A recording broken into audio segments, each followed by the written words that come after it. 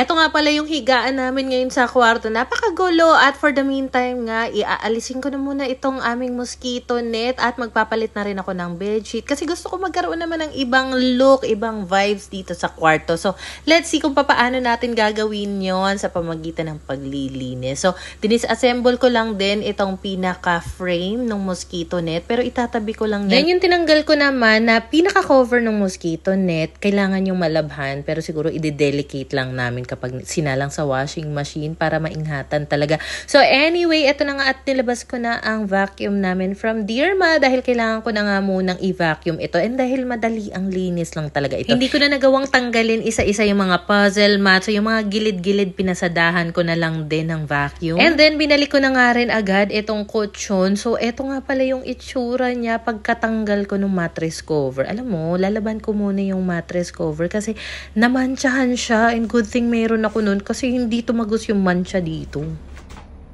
Hindi nyo kinaya yung pa-transition ng Momshi. So, finally, nalagyan ko na nga ng cover itong bago naming kutsyon. Sobrang ganda niya. So, itong foam cover, binili ko na talaga. Kasi nga, di ba before, naglalagay lang ako ng plastic sa ilalim ng kutsyon. So, feeling ko naman sobrang deserve ng kutsyon na ito ng foam cover. And then, ito na nga yung exciting part. Meron akong bagong bedsheet set. So, 4-in-1 nga pala ito. 2 punda, isang flat sheet, tapos isang comforter cover.